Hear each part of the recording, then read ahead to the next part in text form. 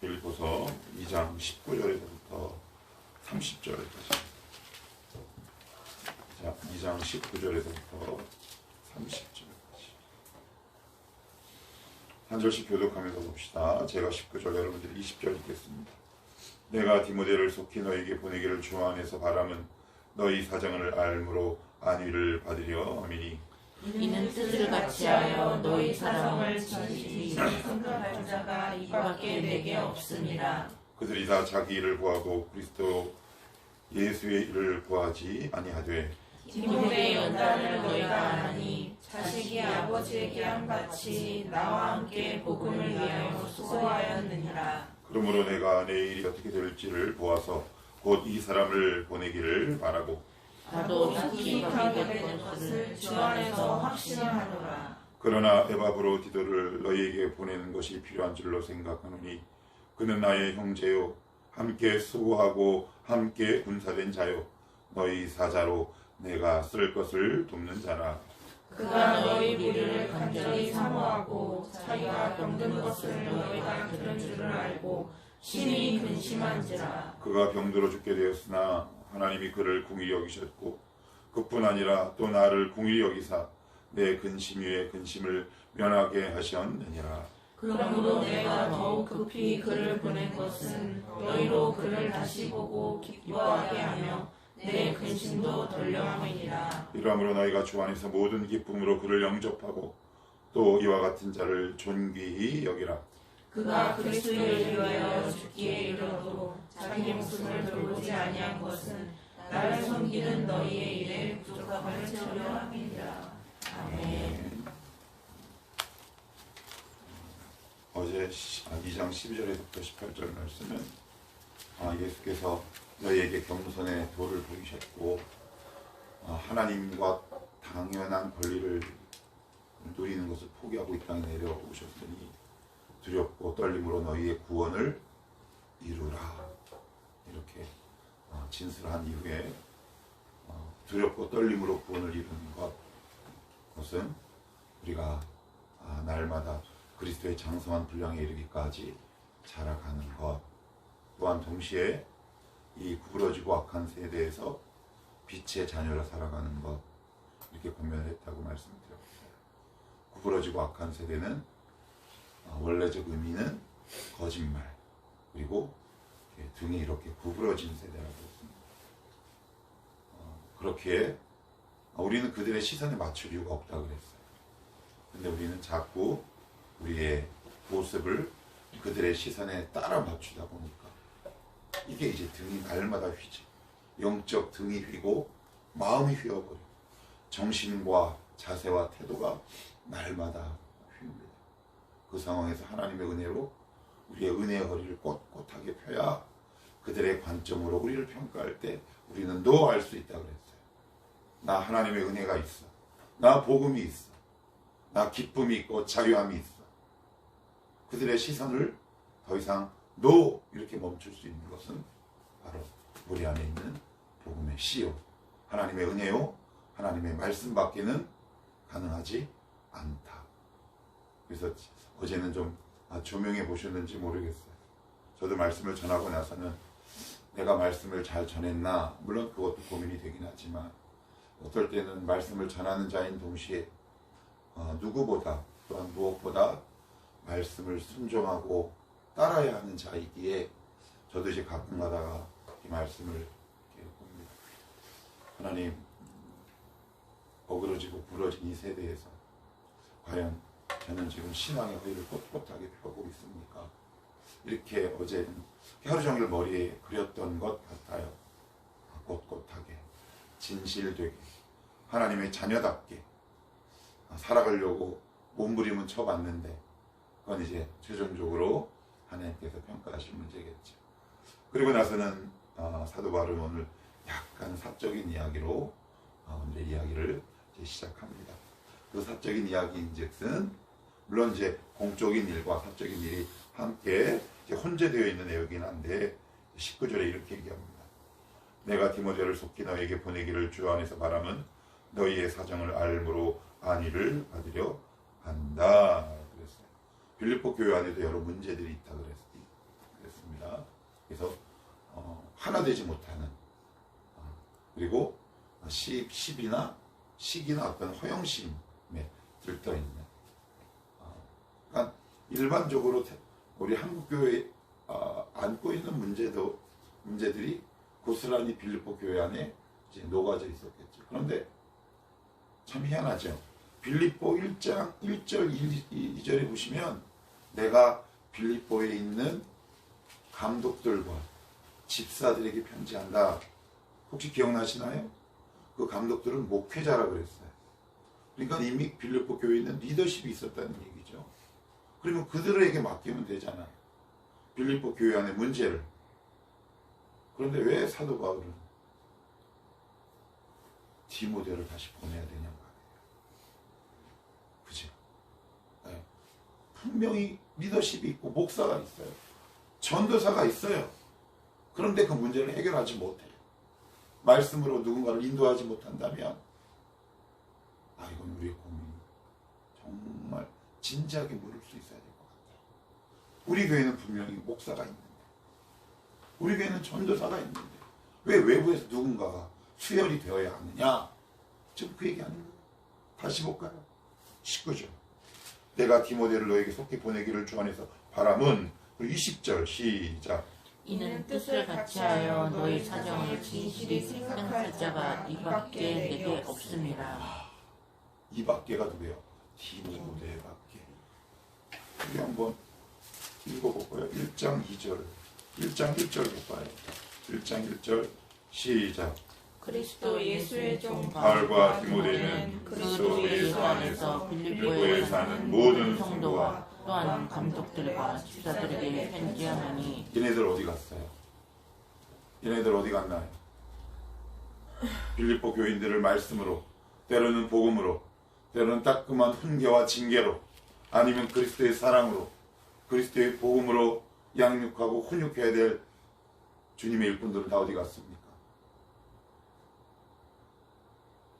그게 지금 우리의 모습일지 몰라요. 그래서 참 마음이 아파요.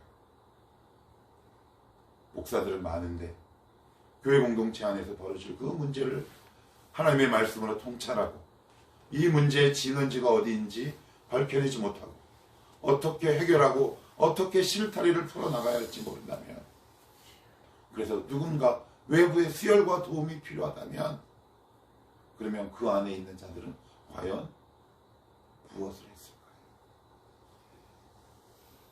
그 모습을 본 사도 바울은 감옥에서 마음이 얼마나 아팠을까요? 그래서 저도 여러분들이 이 기도에 부탁을 드려요.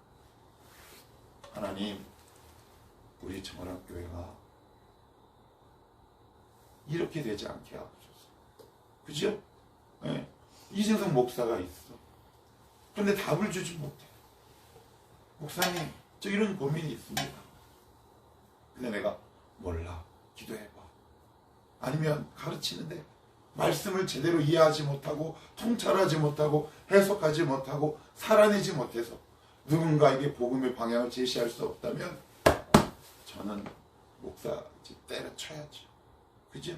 그때가 아마 제가 은퇴할 때가 아닌가 싶습니다.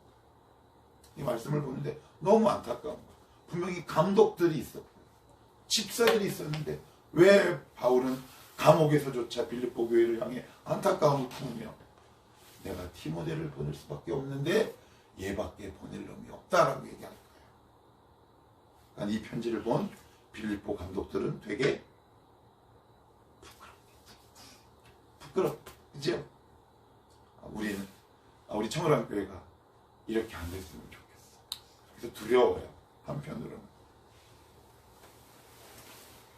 자, 계속해서 볼게요. 20절. 이는 뜻을 같이하여 너희 사정을 어떻게 해요? 진실히 생각할 자가 이밖에 없대요. 진실하다. 헬라어는 피스티스라는 말이에요. 신실하다라는 뜻이에요. 신실하다. 믿음이 있고 성실하다. 국어사전에는. 그런데 조금 더 우리의 한국적 의미로 해석을 하면 의리가 있다라는 말로도 괜찮아요. 아무튼 그 교회를 자기처럼 진실하게 생각할 자가 분명히 목사가 있는데 그 목사에게 갔는데 답이 없었대요. 최근에도 한 3년, 4년 만에 어떤 분이 전화를 했어요. 사실 받기가 좀 싫더라고요. 아니까 자꾸 이야기를 하는데 이걸 어떻게 하나.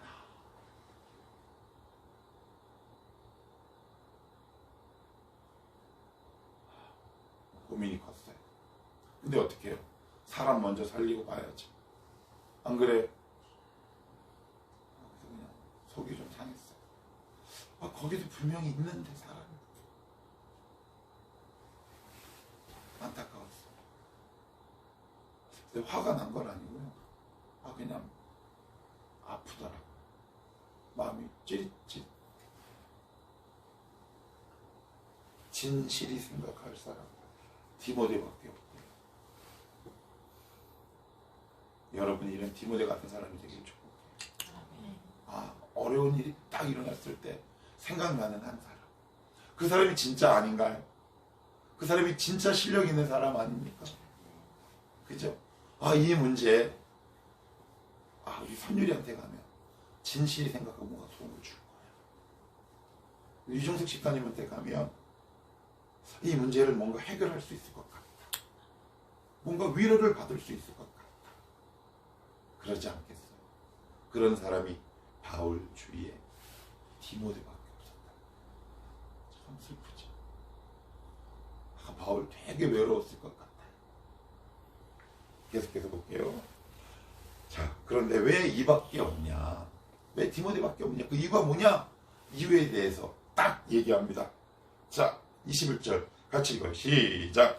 그들이 다 자기를 구하고 예수를 구하지 아니하되. 그 당시 바울은 이름이 많이 알려졌을까요? 아니면 무명일까요? 예, 그러면 바울을 따르려고 하는 여러분 유명한 목사님이 개척을 하면 그 교회 성도들을 막 합니다. 저같이 무명은 오래 걸려요. 뭐 실력도 없고 이런 사람 무명. 그런데 지명도가 있는 목회자나 아니면 어떤 단체가 딱 세워지면 그곳으로 사람들이 향하게 되는 거 아닌가요? 그렇다면 바울 주위에 사람들이 많았을까요? 없었을까요? 많을 수밖에 없죠. 지명도도 있죠. 능력도 있죠. 그런데 바울이 막상 결정적인 순간에 누군가를 위해서 딱 파송하려고 생각을 해보니 보낼 사람이 없는 거야. 근데 그 이유가 뭐라 그러냐면 자기 일을 한대요. 여기 잘 생각하셔야 돼요. 여기서 자기 일이라는 것은 자기 기업이나 직장을 다녔다는 의미가 아니에요. 같은 공동체 안에 하나님의 사역자들 가운데 부르심을 받은 종들 가운데 막상 하나님의 일을 하지만 사도 바울의 눈에는 진짜 하나님의 일을 하는 사람이 보이지 않는 거예요. 근데 여기서 사도 바울이 어떤 표현을 사용하는지 보세요. 제가 읽어볼까요? 그리스도 예수의 일. 교회의 일이래요? 예수의 일이래요? 예수의 일. 그래요. 뒤에 가시면 또 복음의 일이라는 표현이 나옵니다. 다 교회 일이에요. 그죠? 그리고 나서 하나님의 일을 한다고 착각해요. 근데 우리는 알아요. 누가 진짜 교회를 위한 건지. 대부분의 사람들은 자기를 알아주지 않아요. 하나님의 일을 진짜 안 합니다. 목사도 마찬가지. 자기에게 유익이 돌아오죠. 자기가 이 사역과 헌신의 구심점이 되지 않으면 그 사역을 끝까지 완주해내지 않습니다. 우리는 그런 중심 없는 자가 되지 맙시다. 아멘. 하나님, 우리 교회 단순히 교회를 위해서 일하는 자가 아니라 주님을 위해 일하는 자들이 일어나게 하옵소서. 아멘. 기억하세요. 아멘. 교회를 한다고 하나님의 일을 하는 것이 아니에요. 그래서 사도 바울은 예수 그리스도를 위하는 일이라는 단어를 썼어요. 그런데 우리가 가장 많이 사용하는 단어는 뭐예요? 교회를 위한 것이 곧 주님을 위한 것이다. 아니요. 거짓말입니다. 속지 마십시오. 교회가 복음을 끌어다 쓰면 안 돼요. 왜요? 교회의 머리가 복음, 예수님이기 때문에 그래요. 그래서 제가 이렇게 적어봤어요. 청월함 교회는 복음을 위해서 존재한다. 복음을 위해서 청월함 교회가 존재하는 게 아니에요. 그죠? 청월함 교회는 시정학해요. 말이 조금 바뀌었어요. 청월함 교회는 복음을 위해서 존재하는 거죠. 반대가 되는 경우가 얼마나 많이 있는지 몰라요. 여러분들은 교회 일 하십니까? 아니면 하나님의 일을 하십니까? 교회를 위해서 일하는 것이 아니라 하나님을 위해서 하십시오. 그 일은 어떤 일이다? 자기에게 조금 손해돼도 하는 거죠. 자기를 구심점으로, 자기를 중심으로 일이 돌아가지 않아도 그 일을 완주하는 사람들 아니겠습니까? 이런 사람들 하나님이 나중에 귀하게 사용하지 않겠습니까? 아멘. 우리 청월함교회 이런 성도들이 많아지기를 축복해요. 하나님, 단순히 교회를 한다고 시쳇말로 알짱대는 사람들이 아니에요. 정말 자기에게 조금 손해가 가도 끝까지 하나님이 맡겨주신 사명을 완주하는 그런 좀 멋진 놈들이 많았으면 좋겠어요. 아멘. 저도 멋진 놈, 멋진 목사, 여러분들도 멋진 성도, 그런 사람이 많아지면 뭐 인원이 뭐 이렇게 안 많으면 뭐 어떻습니까? 작지만 강화할 수 있다. 그리고 나서는 디모데에서 이렇게 소개합니다. 22절 디모데 연단을 너희가 하나니 자식이 아버지에게 함과 같이 나와 함께 복음 위하여 수고하였느니라. 여기 보면 디모데 연단 이 표현은 조금 애매해요. 지금 뭐 받고 있다는 건가? 아니면 이게 디모데 연단이 뭔가? 정확하게 성경은 딱 얘기하지 않았는데 헬라 원어를 보면 이제 이런 의미를 이해하시면 돼요. 디모데가 연단을 받은 결과로 이렇게 문장을 이해하시면 그 다음 문장이 쉽게 이해가 됩니다. 그렇게 이해하고 한번 볼게요. 디모데가 받은 연단의 결과가 너희는 알 거다. 그 연단의 열매가 뭐냐? 자식이 아버지에게 함과 같이 나와 함께 복음을 위하여 어떻다고요? 수고했다. 그래요. 우리는 연단 받아야 돼요. 그죠? 연단 받아야 정말 진정한 일꾼이 될 수 있는 거예요. 연단 받지 않으면 우리는 일꾼 되지 않죠. 근데 연단의 그 지점에서 자꾸 이렇게 뛰쳐나가죠. 뛰쳐나가지 마십시오. 연단 받을 때 그냥 끝까지 가세요. 60이나 70대에서 돌아오지 마시고 지금 20대 웃냐 선율? 이 목사가 목사님은 새벽기도 이 나이에 내가 새벽기도 나온 사람이 몇 명이나 된다고 나를 괴롭혀. 나를 괴롭히는 중이야. 우리 선율을 연단하겠어. 알았지? 그러니까 뛰쳐나가지 말고 끝까지 가자. 아 예. 알았지?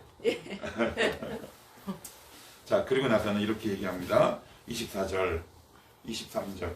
그러므로 내가 이 일이 어떻게 될지를 보아서 곧 이 사람을 보내기를 바라고 나도 속히 가게 될 것을 주 안에서 확신하노라.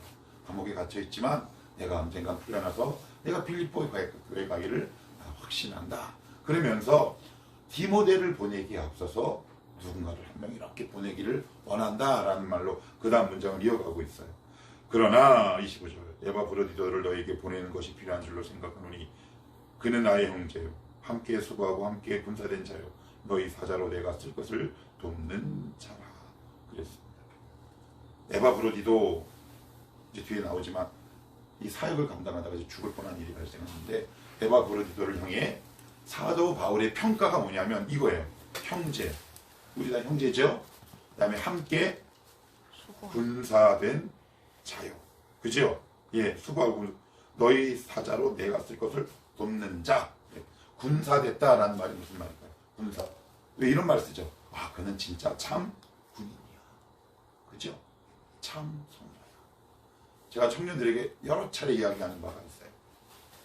병진에서부터 우리 사모님, 제 아내, 저까지 여러분의 인생은 우리가 죽고 나면 10문장이 넘지 않아요. 결국 몇 문장으로 우리의 삶이 정리가 돼요. 아니요, 몇 단어로 정리가 됩니다. 제가 그 예로 돌아가신 저희 아버지는 제 안에 딱 3단어로 정리가 된다는 말이에요. 여러분의 아버지가 여러분들의 인생에 몇 단어로 정리가 되나요?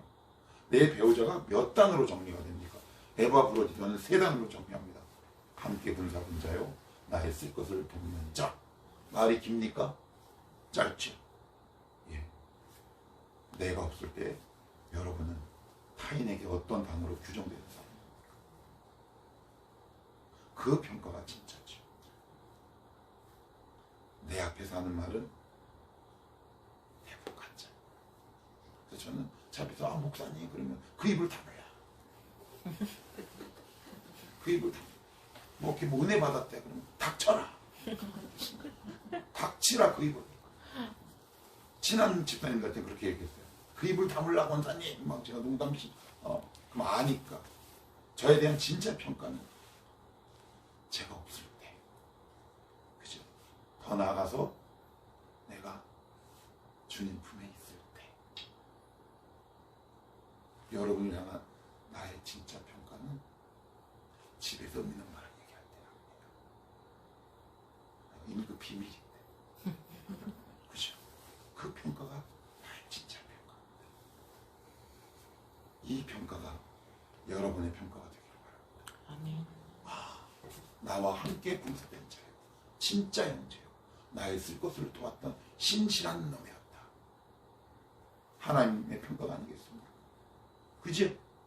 이런 평가가 여러분의 인생이 되기를 축복합니다. 아멘. 그러고 나서 이렇게 얘기합니다.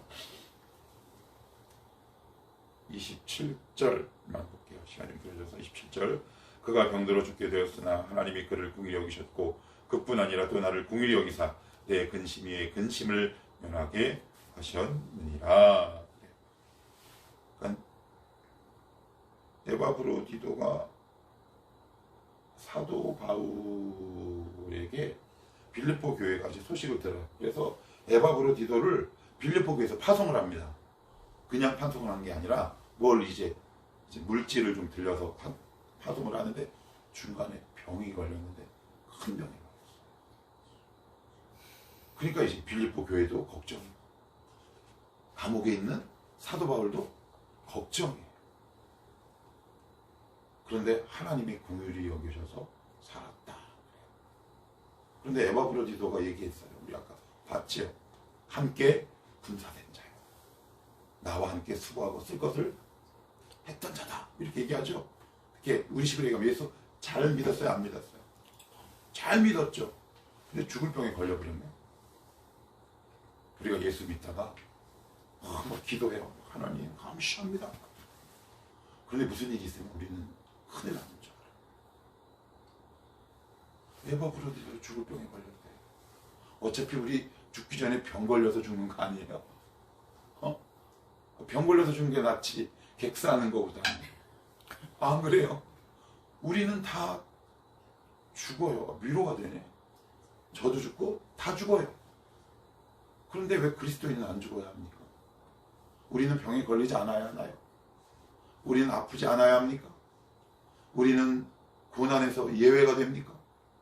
왜 우리는 예수 믿는다는 그 이유 하나만으로, 심지어 이렇게 신실한 에바브로디도도 하나님의 사자인 사도 바울을 구하러 가다가 죽을 병에 걸릴 판에 왜 우리는 걸리지 않아야 합니까? 왜 우리는 그런 미신에서 왜 벗어나지 않아야 합니까? 우리도 그럴 수 있지요. 아플 수 있습니다. 때로는 죽음을 맛볼 수 있어요. 그렇지만 우리는 죽음의 문제를 해결한 사람들이랍니다. 사생관이 딱 정립된 사람이라는 말이에요. 이 말씀에 대해서 어떻게 우리가 해석할 수 있겠습니까? 그래서 기억합시다. 예수 잘 믿어도 아플 수 있고 죽을 수 있어요. 그거 연연하면 나는 예수 믿는 거 아니지. 담대한 거죠. 자유해요. 왜요? 우리는 죽음의 문을 통과한 사람이에요. 호세아 고린도전서 15장에 사망한 너에 써는 것이 아닙니다. 죽음한 너에 써는 것이 아닙니다. 이렇게 사도 바울은 선포하죠. 그러니 다시 한번 여러분의 마음을 가다듬으시고 예수 믿으면 고난도 없어야 한다라는 미신을 오늘 기도하시면서 싹싹 찢어버리시고, 하나님 예수 잘 믿다가 힘든 일 있어도 뚝심 있게 믿음의 길을 걸어가게 하옵소서. 그것이 하나님이 기뻐하시는 길, 아멘. 그것이 하나님이 원하시는 삶이다. 그렇게 기도하시고 그렇게 살아내는 저와 여러분이 되기를 축복합니다. 아멘. 기도합시다.